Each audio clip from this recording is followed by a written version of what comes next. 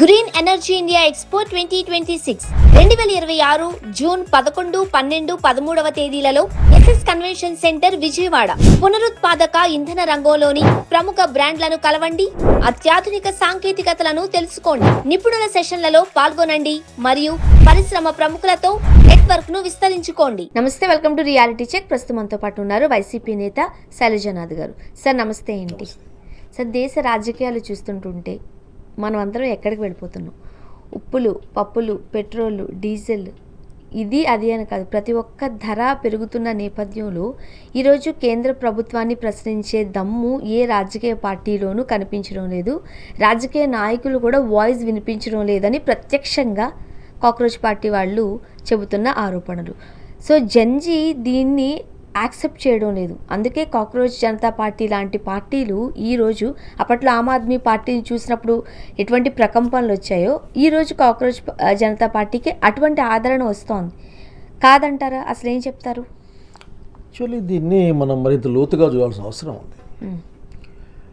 ఈ మధ్యకాలంలో ఒక 10-12 సంవత్సరాల నుంచి జరుగుతున్న పరిపాలన, అలాగే భారత ఆర్థిక సామాజిక రంగాల్లో వస్తున్న అసమానతలు అని చెప్పండి, లేకుంటే దుర్మార్గమైన ధోరణులు అని చెప్పండి, ఇవన్నీ కూడా సగటు మనిషిని అసలుకి వాళ్ళ జీవితాన్ని చాలా ప్రశ్నార్థకంగా మార్చేసే కాలం చూస్తూ ఉన్నాం. అట్లాగే సమాధానం చెప్పేవాళ్ళు లేరు. మేము చెప్తున్నాం, మీరు వినండి అనేదే, అంతకంటే ఏ ఉండదు. కనుక ఆ టైంలో నుంచి ఒక జనరేషన్, అంటే ఇప్పుడు ప్రజెంట్ జనరేషన్, ఇది నిజంగా కొత్త జనరేషన్. ఇది మా తర్వాత ఒక జనరేషన్ వచ్చింది, మన అతది ఇది కొత్త జనరేషన్. ఈ జనరేషన్ ఆలోచన కానీ అవన్నీ వేరుగా ఉన్నాయి. వాళ్ళు ఒక విషయాన్ని స్వీకరించే తనం కూడా డిఫరెంట్గా ఉంది. వాళ్ళు చాలా తొందరగానే ఒక విషయం పట్ల వాళ్ళు రియాక్ట్ అవుతారు. వారి యొక్క వేలో సోషల్ మీడియాలో కావచ్చు, ఇంకో దాంట్లో కావచ్చు, వాళ్ళు దానికి సమాధానమో లేకపోతే ఇంకోటో ఇచ్చే ప్రయత్నం చేస్తారు. ఇన్స్టెంట్గా వాళ్ళకి రిజల్ట్ కావాలి, ఆన్సర్ కూడా కావాలి. ఇప్పుడున్న యువత ఉన్న దాంట్లో నేనేమంటా అంటే, ఈ రోజున భారతదేశం అన్నది నిజంగానే చాలా కష్టాల్లో ఉన్నప్పుడు అని అనుకుంటా ఉన్నా. ఎవరన్నా మేము కష్టాలు లేవని నేను చేయగలిగింది ఏం లేదు. మీరే చెప్పారు ఉప్పులు పప్పులని. ఈ టైంలో ఒక అడిగే వాయిస్ యూత్ నుంచి రావడం, అంటే దేశం పట్ల, ప్రజల పట్ల ఒక బాధ్యతాయుతమైన మనుషులం మేము అని వచ్చిన ప్రతిస్పందనకు నేను నిజంగా వెరీ థ్యాంక్ఫుల్ దెమ్. నేను చాలా సంతోషపడతా ఉన్నాను. ఎందుకంటే ప్రశ్నించే ఒక తరం, అంటే నేను అనుకునేవాడిని ఈ తరం ఏం దబ్బా అని, కానీ ఈ తరం చాలా స్పీడ్గాను కన్స్ట్రక్ట్గాను రియాక్ట్ అవుతుంది అని చూపిస్తాను. ఇంతకుముందు ఒక రాజకీయ పార్టీ పెట్టాలి అని అంటే దానికి చాలా కసరత్తులు, దానికి చాలా అనాలిసిస్లు, చాలా లెక్కలు, ఇవన్నీ ఉండేవి.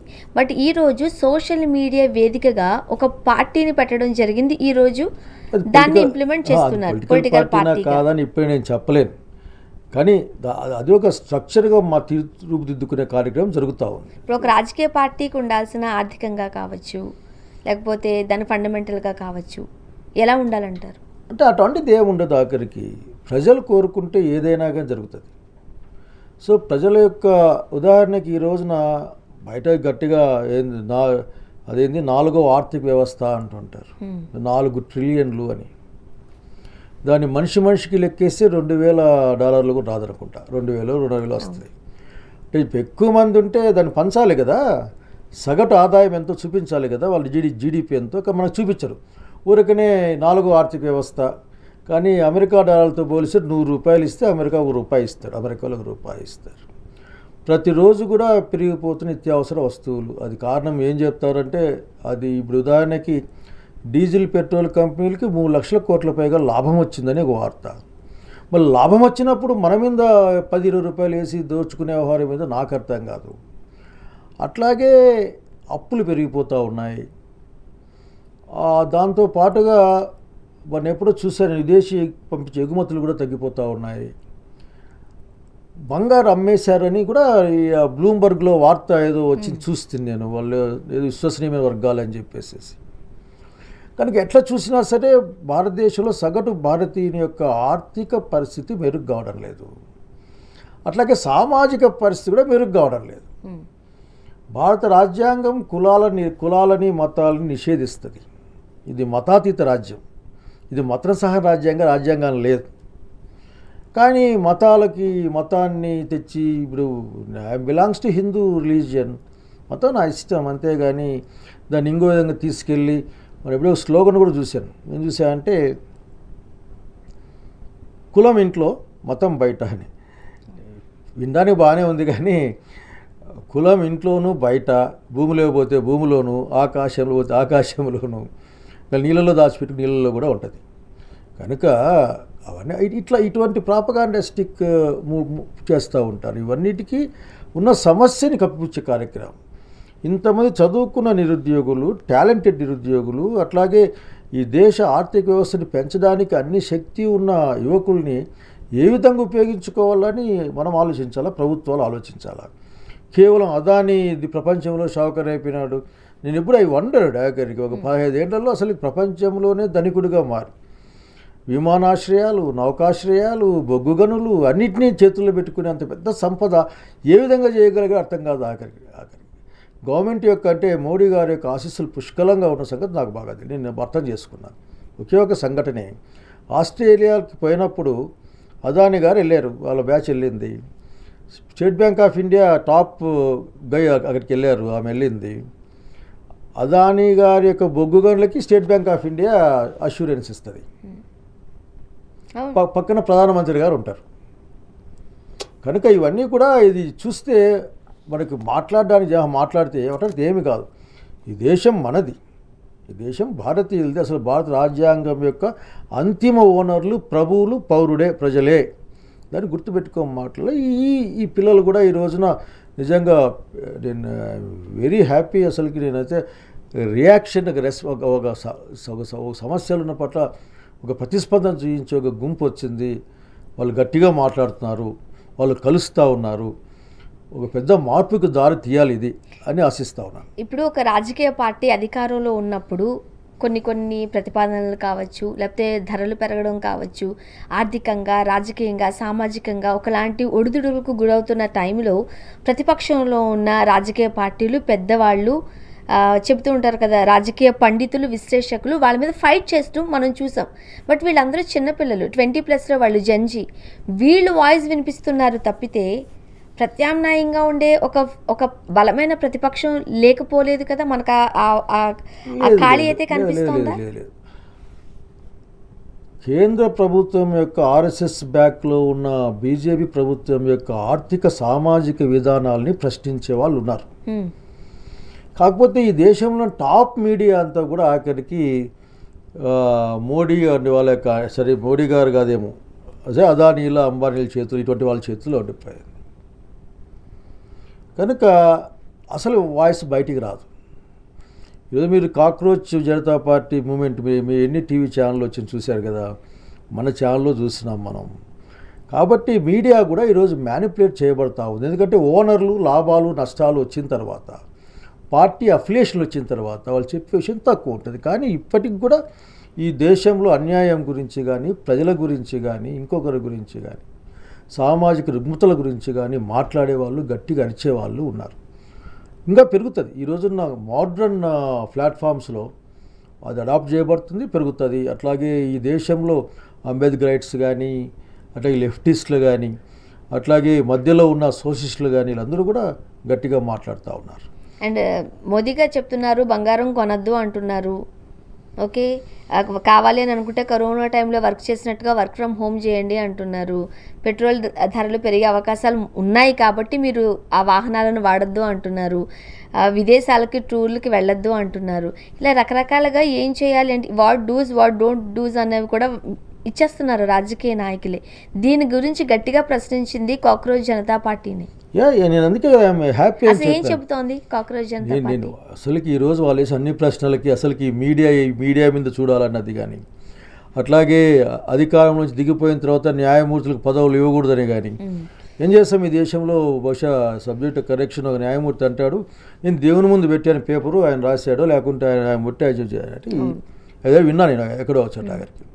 సో నేనేమంటా అంటే ఈ రోజున ఈ వాస్తవం ఉంది.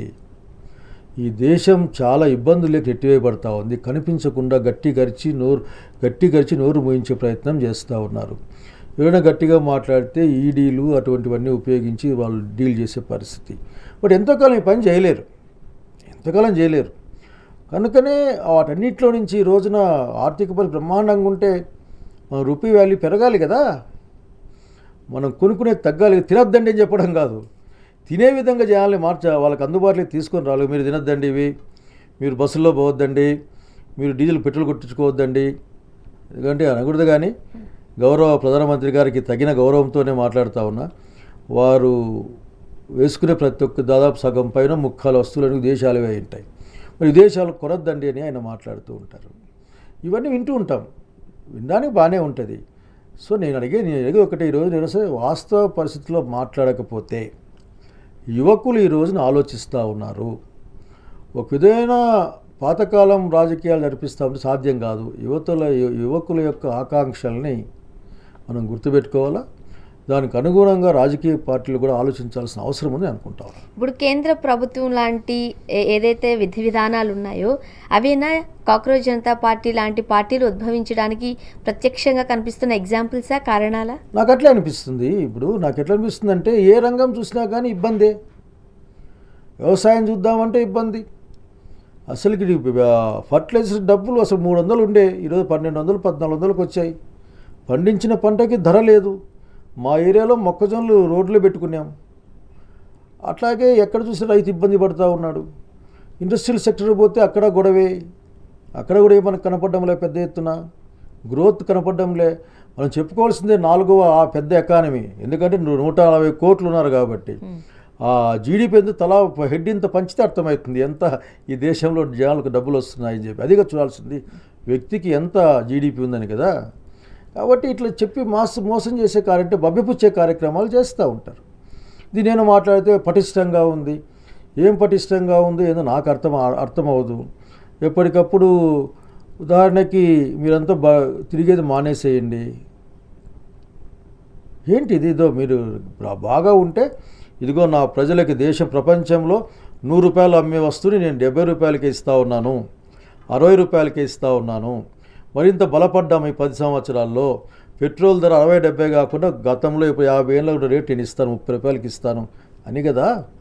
అట్లాగే బియ్యము, పప్పులు, ఉప్పులు అటువంటివన్నీ ఆఖరికి చాలా అందుబాటులోకి వచ్చినాయి. ఎవరైనా సరే సగటు మనిషి ధైర్యంగా ఉండొచ్చు అని అది కదా ఉండాల్సింది. చదువుకి ఆఖరికి చదువులు కానీ వైద్యం కానీ ఇవన్నీ కదా. మరి ఇవన్నీ లేనప్పుడు మేము బాగున్నామని చెప్పి ఒక మభ్యపుచ్చి ఎంతకాలం మభ్యపుచ్చలేరు. ఇల్యూషన్లోను ట్రాన్స్లోను ఎంతకాలం పెట్టలేరు. వాస్తవం గ్రహించిన తర్వాత రియాక్ట్ అవుతారు.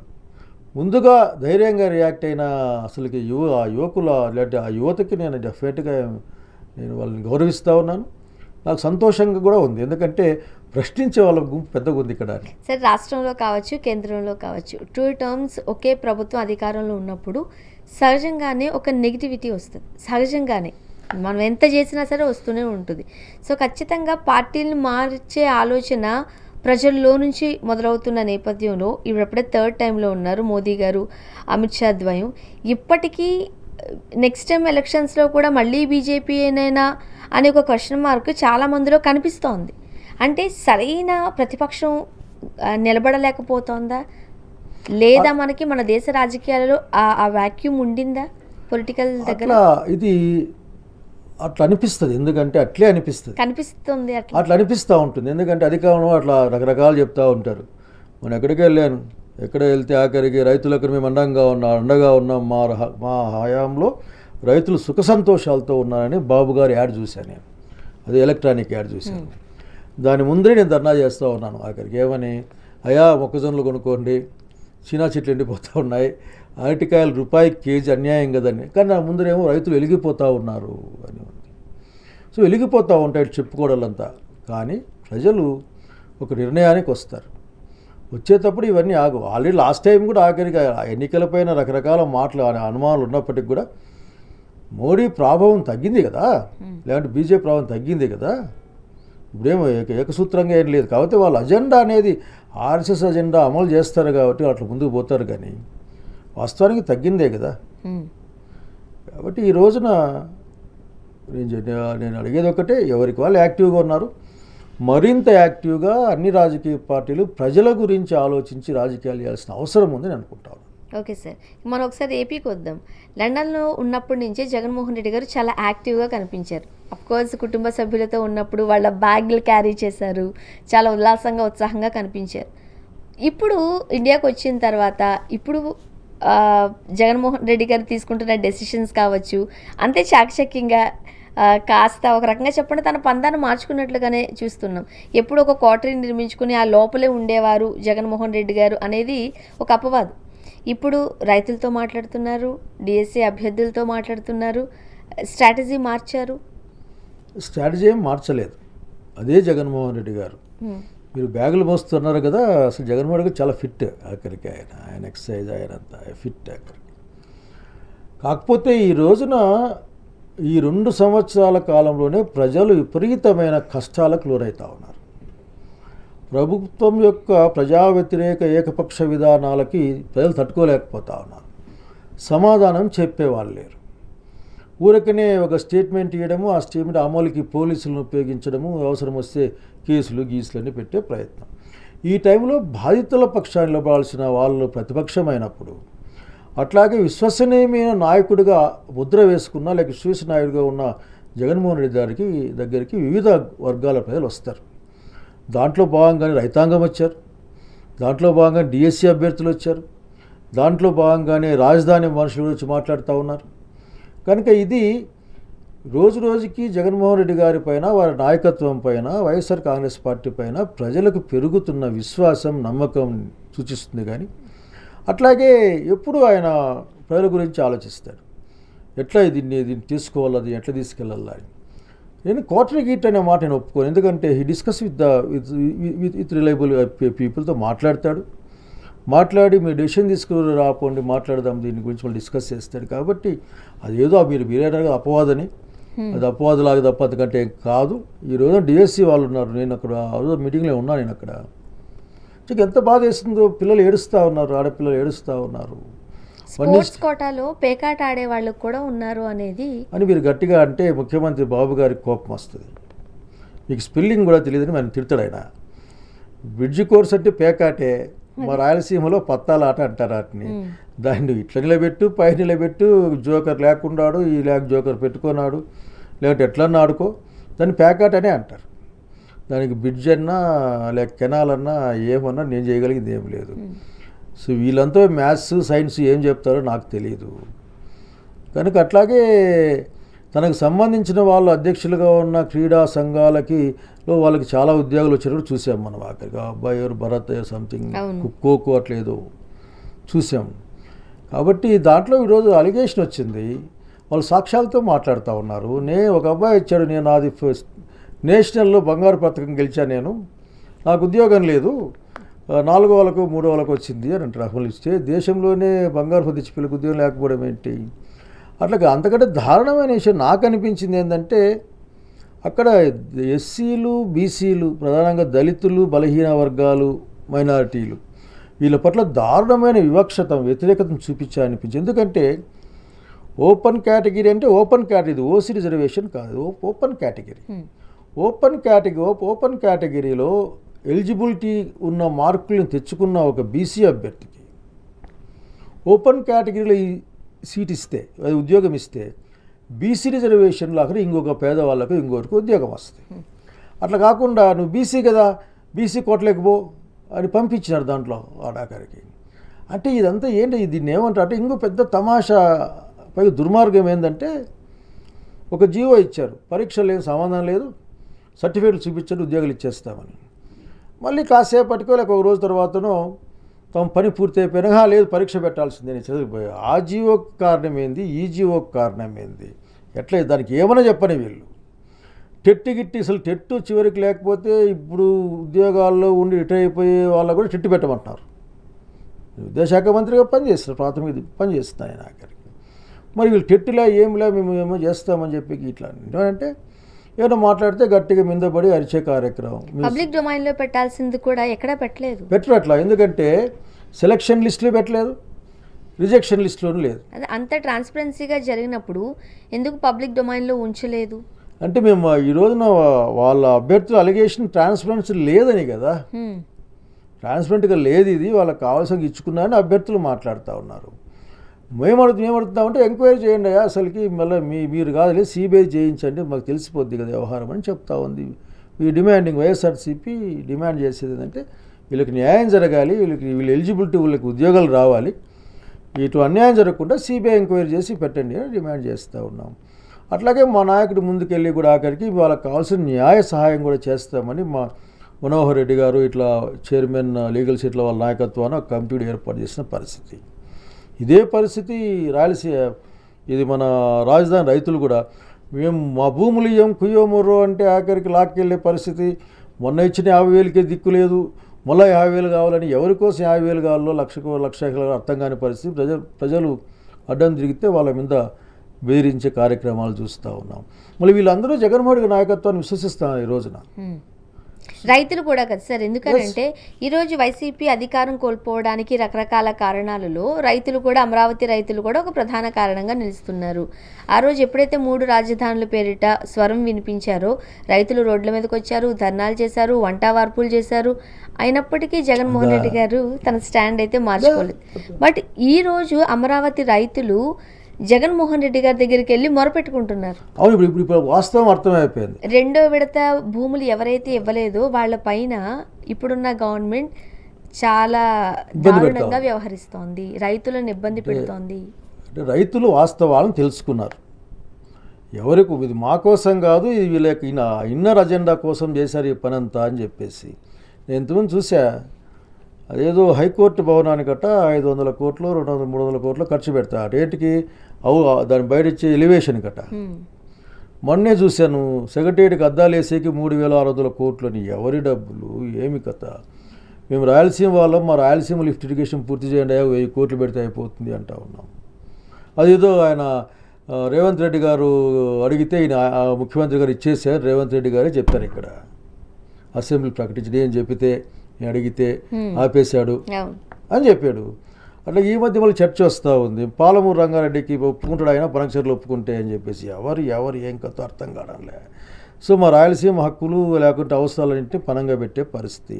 సో అన్ని ప్రాంతాల్లో కూడా ఒక అసంతృప్తి మొదలైంది. సో ఒకే ఒక నాయకుడు ప్రజల పక్షం ఉండగలిగింది, నిలబడగలిగింది, మాట ఇస్తే తప్పకుండా ముందుకు పోయేది Jaganmohan Reddy garu. So they are coming to Jaganmohan Reddy garu. Okay. And మరొక పక్క సార్, మొన్న పవన్ కళ్యాణ్ గారు ప్రెస్ మీట్ తర్వాత ఆయన చేసిన వ్యాఖ్యలకి సంబంధించి ఏదైతే రాజశేఖర్ రెడ్డి గారి గురించి మాట్లాడారో, అసలు సంవత్సరాలకి అప్పుడు జరిగిన ఇన్సిడెంట్స్కి సంబంధం లేకుండా ఇప్పుడు 2005, 2006 హాస్పిటల్లో ఉన్నప్పుడు ఏదో చెప్తారు, బట్ కొన్ని సందర్భాలు నాకు గుర్తులేవు అంటారు. బట్ ఏమైనా సరే ఒక పోలీస్ అధికారి నా దగ్గరకు వచ్చి నా చెవిలో ఏవో కొన్ని మాటలు చెప్పారు, అప్పుడు అమాయకుడిగా నాకు తెలియలేదు, బట్ తర్వాత తెలిసింది ఇవన్నీ నిజాలు అని.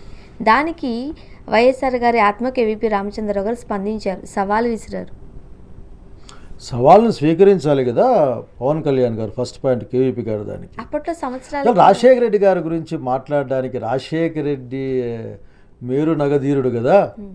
అసలు రాజశేఖర రెడ్డి అనే ఒక వ్యక్తి యొక్క వికాసాన్ని చూడడానికి లేక వెలుతురుని చూడడానికి సరిపోదు ఆఖరికి. దాని అర్థం పెరిగి ఏదో అధికారం వచ్చింది కానీ తక్కువ మాట్లాడతాను. నేను యాక్చువల్గా పవన్ కళ్యాణ్ గురించి పెద్దగా మాట్లాడికి ఇష్టపడను నేను, ఎందుకంటే ఈజ్ నాట్ ఏ పొలిటీషియన్ అసలుకి అనుకుంటుంటాడు. కానీ ఆయన రాజశేఖర్ గురించి ఆయన మాట్లాడకూడదు. ఆ టైంలో పవన్ కళ్యాణ్ అనే అతను సినిమా హీరో. పైగా రాజశేఖర రెడ్డి గారు ఉన్న ఆ రోజున్న దానికి ఇవన్నీ అసలు రాజశేఖర్ అటువంటి వాడు కాదు. Rajasekhara Reddy is a magnanimous man, very big man. Rajasekhara Reddy గురించి చెప్పుకోవడానికి రోజులు చాలవు.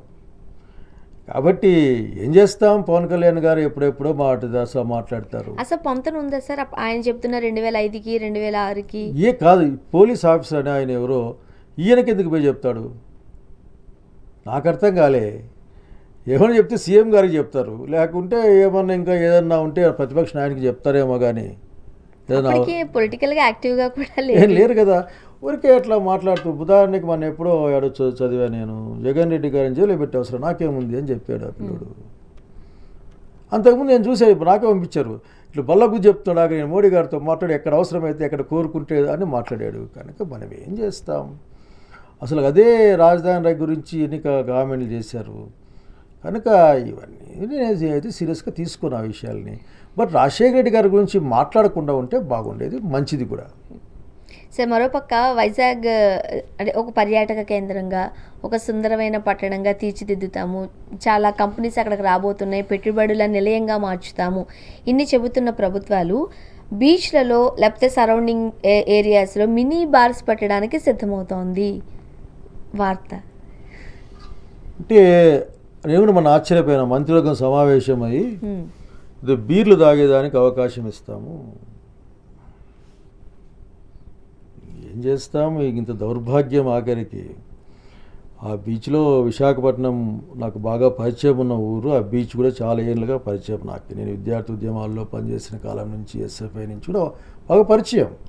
సాయంత్రం అయితేనే కుటుంబాలు, పిల్లలు, వాళ్ళు వీళ్ళు అందరూ వచ్చి ఆడ కూర్చొని వాళ్ళు నిజంగా విశాఖపట్నంలో ఉన్న వాళ్ళకి ఆ బీచ్ దగ్గరికి పోకపోతే అసలు వాళ్ళకి ఏదో కోల్పోయేట్లు ఉంటుంది. అట్లాగే ఆ తిరిగే వాళ్ళు మార్నింగ్ వాక్ చేసేది కాకుండా అదేదో మేము ఏంది దాన్ని ఏమంటారు బా, అదేదో లేకపోతే ఎవరు వస్తారు, ఎంజాయ్మెంట్ లేకపోతే ఎవరు వస్తారు. బీరు తాగొచ్చు, బీర్ షాటే ఇంకా అడుక్కడికి బీర్ షాప్ పెట్టి ఎప్పుడో బహుశా గౌరవ స్పీకర్ గారు ఎప్పుడో మాట్లాడుతున్నాడు దాకరికి. ఇటు నుంచి భీమిల దాకా విపరీతమైన తీర ప్రాంతం ఉంది, చిన్న చిన్న కొట్టాలు వేసి పెడితే బాగుంటుంది. బహుశా దౌర్భాగ్యం అంతే.